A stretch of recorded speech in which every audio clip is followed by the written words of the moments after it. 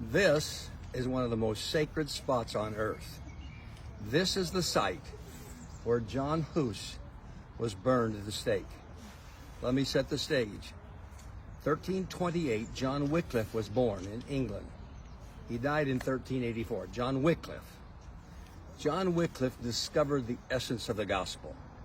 And there at Oxford University, he began to teach that one could be saved by faith through the grace of Christ Jesus. That was very controversial. That was not accepted. They took Wycliffe, they put him in the outlier areas, they tried to remove him from any kind of influence in the university. In fact, the people who followed him, they call them lollards, that's stutterers, street preachers, who would try to explain the gospel to people. In fact, when they finally buried him, they killed him, they exhumed his body like 44 years later or so, and just spread the ashes because they were so angry, the church authorities so angry at him, but they put it in the Arno River, which means his influence went forever. In the meantime, from Prague in the Czech Republic, a student by the name of Jerome of Prague, traveled to Oxford, studied, brought back the teachings of John Wycliffe. He was deceased by this time. Brought to Prague, to the Czech Republic. It came into the hands of a man named John HUSS, and he was captured by the gospel of Jesus Christ. He was ostracized from the Tyne Cathedral, the famous cathedral in the heart of the city. And he went to the edge of the town, Bethlehem Chapel, and there he would share the gospel. Multiple times a day, that Bethlehem Chapel was filled to standing capacity. They didn't have seats back in that day. The congregation didn't sit, the person speaking sat. That's why I call it cathedral meaning chair or seat. The people stood. The Bethlehem Chapel had a capacity of 2,000 people, and people would fill it multiple times per day, longing to hear the gospel of Jesus Christ. In the meantime, the church authorities were very upset. The Pope and those under the Pope were upset with the gospel being announced in the Czech Republic by John HUSS, and they ordered him to stop, and he would not. He was a man who had come from a poor background. We don't know much about his background. He was born in 1369, maybe 1372. We're not actually certain for sure. Don't know for certain who his father was. Don't know for certain who his mother was. But he was passionate about the truth of Jesus Christ. The church authorities were so angered with him, they said, you come to the city of Constance. That's the city we're in right now. We're in the city of Constance, right on the German-Swiss border. We just crossed from Switzerland into Germany just about a half a mile or so from here. So we're right on the border. And he said, you come to the city, and we're having a church council.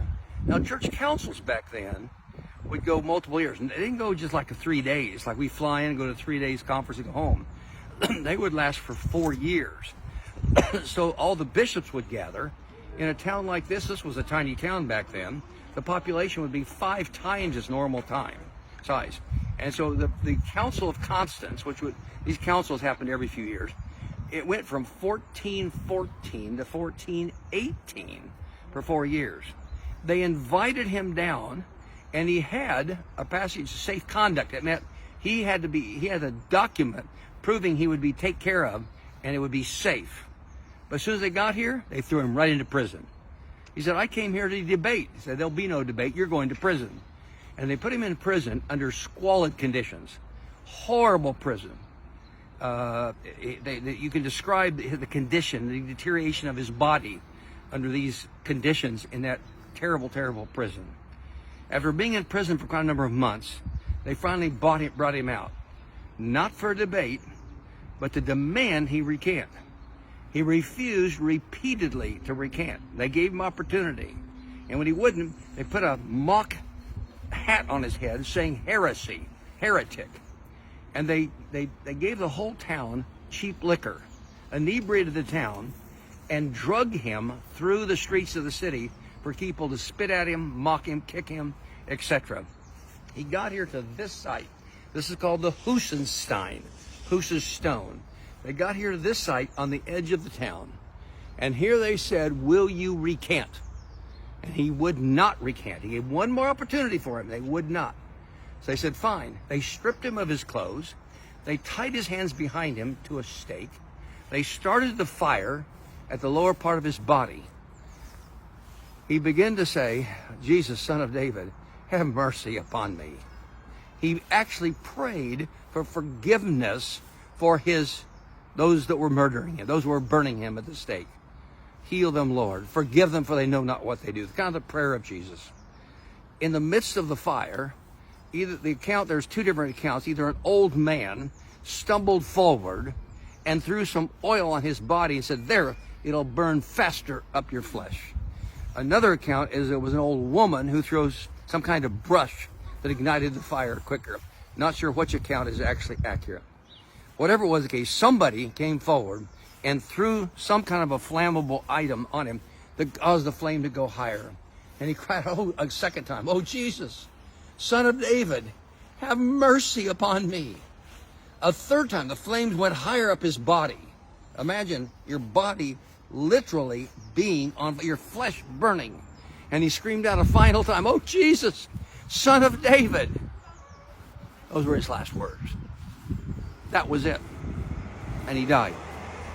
Publius Broccolini was the name of the papal legate who was assigned to watch over him and make sure he didn't escape from prison, etc. And Publius Broccolini, when he saw that, he said to himself, truly, this man was too good for this world. On the other side of this is, it says, Jerome of Prague. Jerome of Prague was burned at the stake at the same time. Jerome, who brought the teachings of Wycliffe, they were called the Wycliffites, who brought the teachings of John Wycliffe, which was really the gospel of Jesus Christ, who brought it back here, he also was burned at the same time as John Hus. Why is this significant?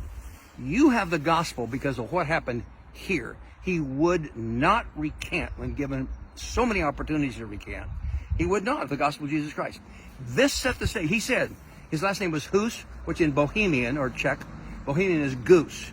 He said, you may cook a goose here, but there's going to rise, there's different accounts of what he actually said, but something like this, there's going to rise an eagle.